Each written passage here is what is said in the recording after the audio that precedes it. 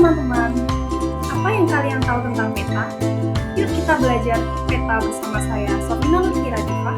Kita simak baik-baik percakapan berikut ini ya. Tujuan pembelajaran kita kali ini adalah yang pertama, kita harus mengetahui tentang pengertian dari peta. Jadi apa itu peta? Yang kedua yaitu kita harus tahu mengenai bagian-bagian dari peta atau komponen peta. Kemudian kita harus tahu mengenai apa kegunaan dari peta tersebut. Sebelum masuk pada materi peta, yuk kita simak percakapan antara Vivi dan Adi berikut ini. Halo Vivi. Hai Adi. Maaf Vivi, aku kemarin tidak jadi ke rumahmu karena aku tidak tahu di mana rumahmu. Kemarin sudah aku share location lewat Google Maps loh Adi. Google Maps? Apa itu Google Maps, Vivi? Google Maps itu aplikasi peta digital untuk memudahkan manusia mencari lokasi suatu tempat, Adi. Jadi, kamu bisa gunakan aplikasi itu untuk navigasi menuju rumahku. Wow, keren ya! Aku jadi kepo nih belajar tentang peta. Yuk kita simak penjelasan berikut ini tentang peta. Hayo, siapa nih yang nggak tahu juga tentang Google Maps kayak Adi? Kira-kira ini gambar apa ya? Yaps, ini adalah gambar peta. Jadi, jika kalian ingin mengetahui lokasi di mana kalian berada, dan jika kalian ingin mengetahui letak sebuah tempat, maka kalian bisa melihatnya melalui peta. Secara teori, peta adalah gambar atau representasi dari suatu wilayah atau tempat di bumi. Peta adalah gambaran permukaan bumi pada bidang datar dengan skala tertentu dan melalui sebuah sistem proyeksi. Terdapat dua jenis peta yang kita gunakan sehari-hari. Yang pertama yaitu peta konvensional. Peta konvensional adalah sebuah peta yang bisa kita lihat melalui lembaran atau buku. Contoh peta konvensional adalah atlas. Yang kedua adalah peta digital. Peta digital ini dapat kita lihat melalui media digital seperti komputer, HP, dan lain sebagainya. Nah, contoh dari peta digital ini adalah Google Maps. Selanjutnya, kita akan belajar mengenai peta dan bagian-bagiannya. Bagian-bagian dari peta diantaranya judul, orientasi, skala, simbol, legenda, warna, garis astronomis, sumber, garis tepi, insert peta, tahun pembuatan peta, dan juga lettering. Yang pertama yaitu judul peta. Peta harus memiliki judul sebagai identitas sebuah peta. Pada umumnya, judul peta diletakkan pada bagian atas. Pada gambar ini, yang termasuk judul peta adalah peta tata guna lahan Desa Delik, Kecamatan Tumpang. Selanjutnya yaitu orientasi. Orientasi digunakan untuk menjelaskan arah sebuah lokasi berdasarkan lokasi-lokasi lainnya di sekitar. Orientasi ini berfungsi untuk membantu pengguna peta memahami arah ketika membaca peta. Kemudian, skala peta. Skala peta adalah suatu komponen yang sangat penting dalam peta karena berfungsi untuk menunjukkan perbandingan antara jarak sebenarnya dan jarak pada peta. Skala memiliki tiga jenis, yaitu skala angka, skala garis, dan skala verbal. Selanjutnya adalah simbol peta. Simbol adalah gambar di dalam peta untuk mewakili kenampakan alam di permukaan bumi. Simbol peta terdiri dari tiga jenis, ada simbol titik, simbol garis, dan simbol area. Simbol titik menunjukkan suatu lokasi atau tempat. Simbol titik ini berupa lingkaran, segi empat, ataupun segitiga. Contohnya adalah tempat suatu kecamatan atau kota lain, ibu kota negara, maupun gunung berapi. Yang kedua yaitu simbol garis. Simbol garis ini menunjukkan kenampakan tertentu seperti sungai, jalan, maupun batas administrasi.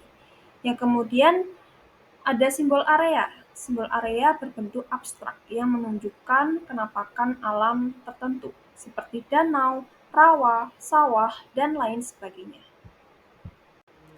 Legenda peta. Legenda menjadi kunci dalam membaca peta, karena legenda berisi keterangan atau informasi mengenai simbol-simbol yang terdapat dalam suatu peta. Warna peta.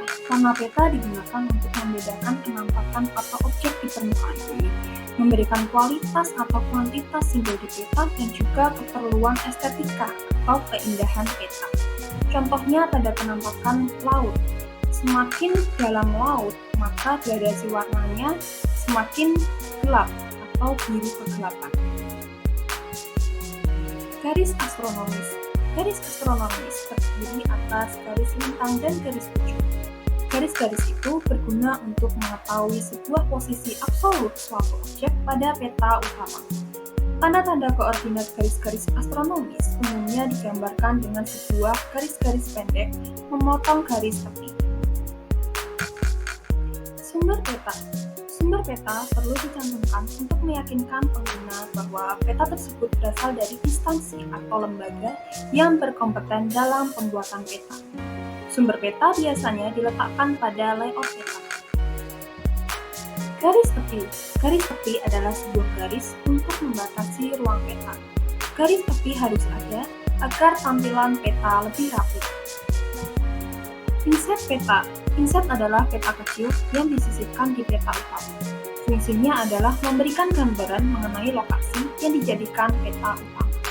Pada gambar tersebut ditampilkan peta kecil berupa wilayah Provinsi Sumatera Utara, kemudian ditampilkan wilayah yang lebih luas yaitu Pulau Sumatera. Tahun pembuatan peta. Tahun pembuatan peta berguna untuk mengetahui kapan waktu peta itu dibuat. Tahun pembuatan peta ini penting untuk dicantumkan khususnya pada peta yang sifat datanya selalu mengalami perubahan. Pada gambar peta tersebut, tahun pembuatan petanya adalah tahun 2019.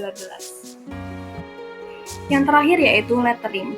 Lettering berfungsi untuk mempertebal arti dari simbol-simbol yang ada.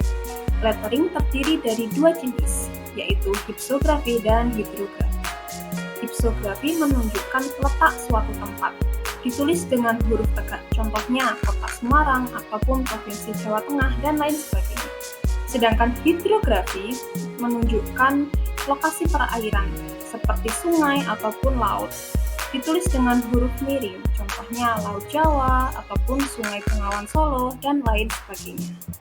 Selanjutnya adalah manfaat peta. Di bidang pertanian, kita menggunakan peta untuk menentukan wilayah yang sesuai untuk suatu lahan pertanian tertentu. Contohnya, kita ada peta penggunaan lahan. Dengan peta tersebut, kita dapat mengetahui di mana lokasi yang cocok untuk lahan pertanian. Selain itu, kita juga bisa tahu apakah lahan tersebut cocok ditanami tanaman pangan maupun tanaman perkebunan. Kemudian di bidang mitigasi bencana, peta membantu dalam pengambilan keputusan terkait mitigasi sehingga mampu mengurangi risiko bencana. Contohnya, terdapat peta kerawanan bencana. Dari peta tersebut, kita bisa tahu di mana lokasi yang rawan bencana. Apakah lokasi tersebut rawan terhadap bencana tanah longsor, banjir, gempa bumi, ataupun potensi bencana lainnya. Sehingga dengan peta kerawanan tersebut, kita bisa melakukan upaya yang dapat dilakukan untuk mitigasi bencana. Kemudian di bidang tata ruang, peta berperan dalam perencanaan tata ruang dan juga membantu menentukan struktur ruang dan pola ruang suatu wilayah. Contohnya adalah peta rencana pola ruang. Dengan peta tersebut, maka pemerintah dapat mengatur bagaimana pemanfaatan wilayahnya. Kemudian dapat juga digunakan untuk merencanakan tata ruang yang baik untuk wilayahnya. Nah, itu tadi penjelasan manfaat peta dari saya. Sekarang, coba tebak apa lagi manfaat peta lainnya. Sekian penjelasan peta dari saya. Mohon maaf bila ada salah kata. Sekian, terima kasih dan sampai jumpa.